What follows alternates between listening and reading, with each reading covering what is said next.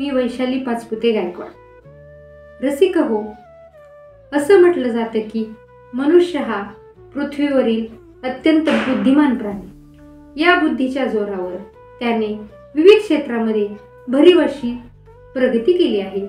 पण हे सर्व जरी खरं असलं तरी आत्ताच्या धावपळीच्या जीवनशैलीत कलेच्या माध्यमातून सर्जनशीलता, विरंगुळा तो शोधत असतो।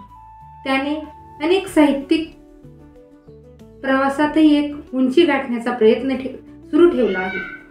मराठी आणि हिंदी भाषेत लोकप्रिय होत असलेला मधुसिंधू हा एक काव्यप्रकार। हे एक त्याचं उत्तम उदाहरण। संपूर्ण एक वर्षभर कार्यशाळा झाल्यानंतर सुमारे 4 वर्षापूर्वी मधुसिंधू काव्यमंचाची निर्मिती झाली। संपूर्ण भारतातील नव्हे तर जगातील निवडक अशा साहित्यिकांनी हा काव्यप्रकार सुरेख पद्धतीने हाताळला। दिवसेंदिवस उत्तम रचना करत सुमारे 500 साहित्यिकांनी 12,000 पेक्षा जास्त कविता विविध विषयावर रचले। माधुरी मगर काकडे या काव्यप्रकाराच्या प्रवर्तक असून त्यांच्या सहकारी साहित्यिकांसमवेत आज तागायत या समूहाचे सुनियोजित कार्य सुरू आहे। सुमारे 53 व्हॉट्सअप समूहात कार्यशाळा असून स्पर्धा पार पडल्या। हे सर्व जाणून घेऊया काही मनोगतातून। नमस्कार, मी पद्मश्री वडगावे सायन मुंबई येथून बोलत आहे। सर्वप्रथम मधुसिंधू काव्यमंचाच्या 4थ्या वर्धापन दिनानिमित्त माझ्याकडून माधुरीताई आणि अनेक मधुसिंधू काव्य लिहिणाऱ्या सर्व कविवर्यांचे मनापासून मी अभिनंदन करते आणि मधुसिंधू कवितांच्या लाटा अशाच उफाळत राहो हीच सदिच्छा व्यक्त करते। मी आज इथे 2 मनोगतांचे वाचन करणार आहे। पहिले मनोगत आहे पुण्याच्या सौ रेखा आंग्रे यांचे। त्या लिहितात, प्रिय माधुरीताई, मधुसिंधू काव्य समूहाच्या 4थ्या वर्धापन दिनाच्या हार्दिक शुभेच्छा। खरं तर हा काव्यप्रकार सुरुवातीला मला खूप अवघड वाटत होता, परंतु आपण तो अतिशय सुंदर सुलभतेने व्याकरणासहित सोपा करून सांगितलात। प्रत्येक कडव्याचे बारकाईने काटेकोर निरीक्षण करीत आज या काव्यप्रकाराने यश शिखर गाठले आहे। याचा आम्हा सर्वांना अत्यंत आनंद होत आहे। त्यांनी आपल्या भावना मधुसिंधू कवितेमध्येच व्यक्त केल्या आहेत। मधुकणाची लागत असे गोडी, मधुकणाची लागत असे गोडी, चाखून या थोडी तृप्ती मनाची। गुंफले धागे घट्ट वीण बांधे, गुंफले धागे घट्ट वीण बांधे, प्रेम मैत्री सांधे विश्वास जागे। सिंधूत दडे रत्न मोती पाचू, सिंधूत दडे रत्न मोती पाचू, आनंदात नाचू वात्सल्य जडे। रुजले मनी काव्याचे माधुर्य, रुजले मनी काव्याचे माधुर्य, झळकला सूर्य दीप्ती जीवनी। माधुरीताई, आपल्या अथक प्रयत्न आणि परिश्रमाचे आज चीज झाले आहे। सप्तरंगी इंद्रधनूने घाटच घातला आहे असे वाटते। आपल्या मधुसिंधू काव्याची अशीच उत्तरोत्तर रंगत वाढत जावी हीच सदिच्छा। आपणा सर्वांना दसऱ्याच्या हार्दिक शुभेच्छा। रेखा आंग्रे, पुणे।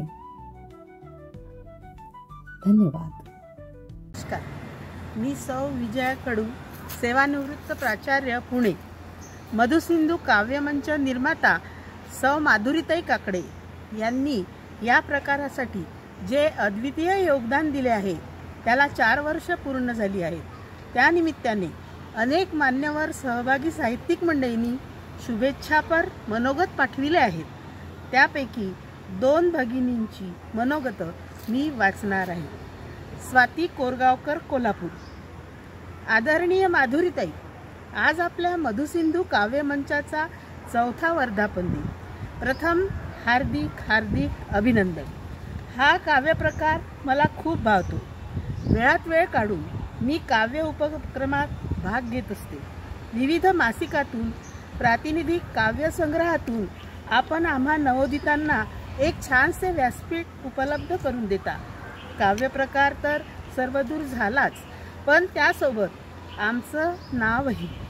आम्हीही परिचित होत आहोत. याचं श्रेय आपणासच आहे.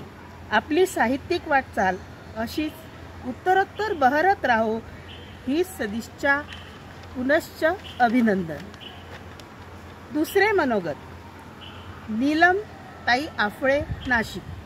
प्रिय माधुरीताई, मधुसिंधू काव्यमंच 4थ्या वर्धापन दिनाच्या खूप खूप शुभेच्छा.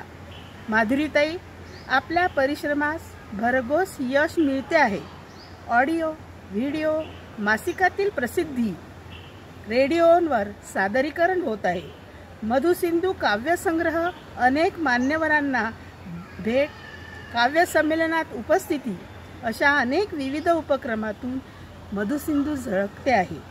अशीच उत्तरोत्तर मधुसिंधूची रंगत वाढत जाओ, खूप सारी प्रसिद्धी मिळो.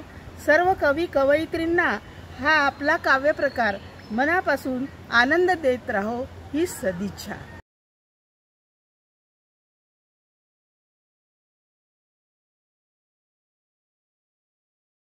नमस्कार, मी सौ सुनीता धनंजय वडापूरकर.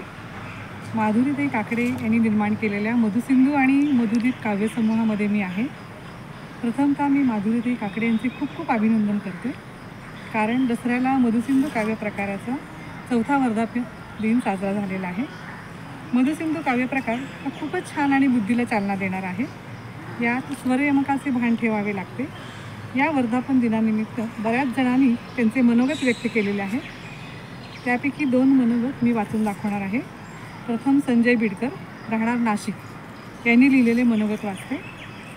आदरणीय माधुरीताई, सर्वप्रथम मधुसिंधू काव्यमंचाच्या 4th वर्धापन दिनानिमित्त हार्दिक शुभेच्छा. आपण अभिजात मराठी भाषेला मधुसिंधू हा एक नवीन काव्यप्रकार बहाल केला आहे. त्याबद्दल मराठी काव्यरसिक आपले नेहमीच आभारी राहतील. हा काव्यप्रकार थोडासा अवघड असला तरी आपण ग्रुपमध्ये दर रविवारी घेतलेल्या उपक्रमाच्या सरावामुळे तसेच जमकर स्पर्धेच्या आयोजनामुळे या काव्यप्रकाराची गोडी निर्माण होऊन अतिशय सोपा वाटून अंतरंगी पूर्णपणे भिनलेला आहे. सदर काव्यप्रकार आपण साहित्यिकामध्ये इतक्या सहजतेने रुजवला आहे की तो खूप जुना काव्यप्रकार असल्याचे जाणवू लागले आहे. उत्तरोत्तर हा काव्यप्रकार लोकप्रियतेच्या शिखरावर पोहोचेल यात तिळमात्रही शंका नाही आहे. यामागे तुमची प्रचंड मेहनत आणि साहित्याबद्दलची निष्ठा असल्याने निश्चितच हा काव्यप्रकार जनमानसात अधिकाधिक लोकप्रिय होऊन मराठी पाठ्यपुस्तकात देखील समाविष्ट व्हावा अशी ईश्वरचरणी प्रार्थना करतो. धन्यवाद. यानंतरचे मनोगत आहे योगेश सातपुते, नाशिक. 2020-21 कोविड-19 या संकटाने संपूर्ण जगात धुमाकूळ घातला होता. त्यामुळे सर्वत्र 2-3 महिने कडकडीत बंद आणि संचारबंदीचे आदेश जारी करण्यात आले होते. त्या दरम्यान काही कवी मित्रमैत्रिणींनी छोटे मोठे व्हॉट्सॲप ग्रुप तयार केले होते. त्यात त्यांनी रोज एखादा विषय देऊन चारोळी उपक्रम नियमबद्ध 2ऱ्या व 4थ्या ओळीत यमक साधून चारोळी लिहिण्याचे मार्गदर्शन सुरू केले होते. त्यातील शब्दरंग नावाचा एक ग्रुप होता. त्यात मला कविता वगैरे येत नसतानाही विरंगळा म्हणून मी सहज सामील झालो आणि हळूहळू मी चारोळी लिहायला शिकलो. त्यात मग अष्टाक्षरी काव्य, चित्रकाव्य इत्यादी नियम सांगून त्या कविमित्रांनी उत्तम मार्गदर्शन करून कवितेला पंख लावले. त्याच ग्रुपवर माधुरीताई यांनी एकदा मधुसिंधू काव्य उपक्रम घेऊन त्यांचे नियम 5-6, 6-5 अक्षरे आणि 1-4 व 2-3 ओळीत स्वरयमक या नियमावलीनुसार एक विषय देऊन प्रथम चारोळी करायला शिकवले. त्यानंतर त्यांनी 2-3 कडवे करण्यास सुचवले आणि माधुरीताई ते कडवे नियमित तपासून स्वतः समजावून देऊन सुधारणा देखील सुचवायच्या. हळूहळू मधुसिंधू उपक्रमातून अर्थपूर्ण काव्यरचना जमू लागल्या व माधुरीताई नेहमी उत्साहपूर्ण प्रोत्साहन प्रमाणपत्र देऊन सन्मानित करत असत. त्यामुळे काव्याची आवड निर्माण होऊन दृढविश्वास जागृत होत गेला.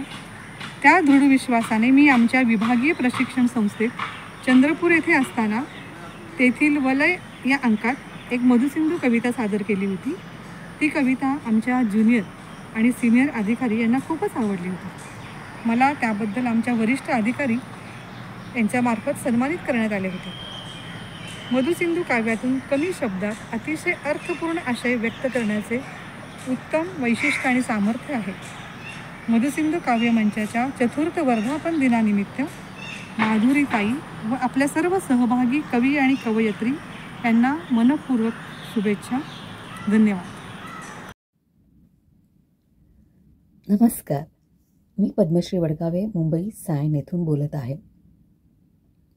पुण्याच्या सौ शालिनीताई दिवाण यांच्या मनोगताचे मी करीत आहे वाचन. लक्ष देऊन ऐका बरं का. शालिनीताईंचे मनोगत आणि लेखन. त्या लिहितात, पुण्याच्या आदरणीय सौ माधुरीताई, मधुसिंधू काव्यमंच याच्या 4थ्या वर्धापन दिनानिमित्त प्रथम आपले खूप खूप हार्दिक अभिनंदन. माधुर्याचा सिंधू असलेली एकमेव अद्वितीय काव्यरचना रसिकजनांच्या मनाचा ठाव घेते. आपण केलेली ही काव्यनिर्मिती म्हणजे मराठी साहित्याला मिळालेले सौंदर्याचे, माधुर्याचे, नक्षत्रांचे देणेच जणू. आपल्या गुणग्राहकतेने अनेक कवयित्रीतील विविध गुण ओळखून त्यांना आपुलकीने प्रोत्साहित करून या नवकाव्यरचनेच्या निर्मितीने अवघ्या 4 वर्षात यशोशिखराकडे यशस्वी वाटचाल आपण करीत आहात. समूहातील काव्यसखींना लेखन, परीक्षण, समीक्षण इत्यादी विविध अंगाने परिपूर्ण करून मराठी साहित्याचा वसा मधुसिंधू काव्यनिर्मितीच्या माध्यमातून आपण विनम्रतेने प्रदान करीत आहात. त्यातील मी एक असल्याचा उल्लेख मला इथे अभिमानाने करावासा वाटतो. केवळ कवयित्रीच नव्हे तर शिक्षिका, लेखिका, काव्यनिर्माती, मार्गदर्शिका असे आपले अष्टपैलू व्यक्तिमत्व सतत फुलत राहो आणि मधुसिंधू काव्यरचनेचा आपला उपक्रम यशोशिखर गाठत राहो हीच ईश्वरचरणी प्रार्थना. मधुसिंधू काव्यमंचच्या 4थ्या वर्धापन दिनानिमित्त आपले पुनश्च हार्दिक अभिनंदन. धन्यवाद. नमस्कार माधुरीताई. सौरंजना विधाते खारघर, नवी मुंबई यांचे मनोगत मी सिद्धी नलावडे, पिंपरी चिंचवड येथून सादर करत आहे. सर्वप्रथम मधुसिंधू काव्य मंचाला चतुर्थ वर्धापन दिनाच्या खूप खूप शुभेच्छा आणि अभिनंदन. मधुसिंधू काव्य प्रकार माधुरीताईंनी निर्माण करून सर्वांच्या मनात रुजवला. कमी अक्षरात विषय मांडणे हे जरा अवघड वाटत होते, पण इतकी हा काव्य प्रकाराची गोडी वाढली की कोणताही विषय समोर आला की मधुसिंधू काव्यातच काव्य लिहिले जाऊ लागले. याचे पूर्ण श्रेय म्हणजे माधुरीताईंनाच. माधुरीताईंचे शिकवणे खूपच छान. अगदी बारकाईने चुका शोधणे, निदर्शनाला आणून देणे आणि या सर्वांमुळे काव्य प्रकार आत्मसात करता आला. माधुरीताईंचे खूप खूप आभार आणि सर्वांना वर्धापन दिनाच्या पुनश्च शुभेच्छा. धन्यवाद. सौ माधुरी काकडेताई निर्मित मधुसिंधू काव्यमंचाचे 4था वर्धापन दिनानिमित्त काव्यरूप मनोगत वाचन करीत आहे कवयित्री ज्योत्स्ना पाटील, नाशिक. ही मधुराणी आहे मधापरी, माधुरी सुस्वरी मधुरवाणी, मधुरा संगे मधुराणी करी, गुज हे अंतरी माधुर्या संगे. हे चतुश्लोकी मधुघटरी ते, मुग्ध करविते या मधुलोकी. ही माधुर्याची संपदा वर्षते, धार झिरपते मधुघटाची ही मधुराणी.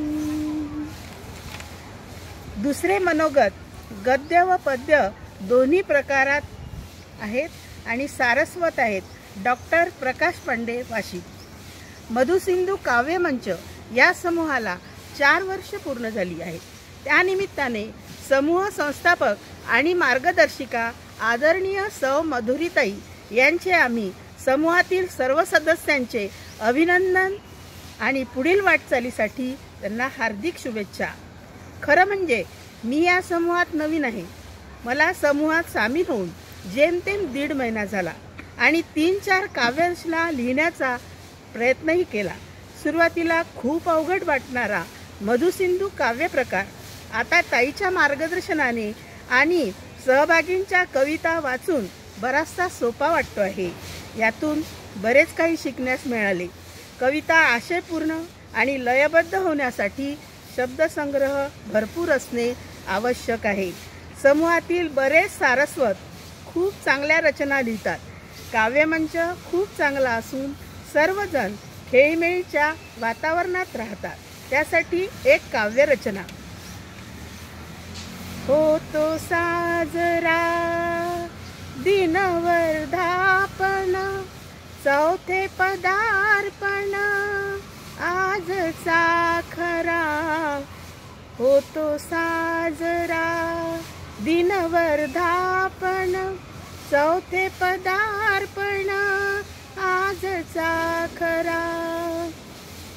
होई आनंद हा वर्धापनाचा, नवे शिकण्याचा लागता छंद. माधुरीताई या मार्गदर्शिका, आदर्श शिक्षिका आमच्या ठाई. शिकावे काही मनोमन इच्छा, समूहा सदिच्छा माझी ही राही.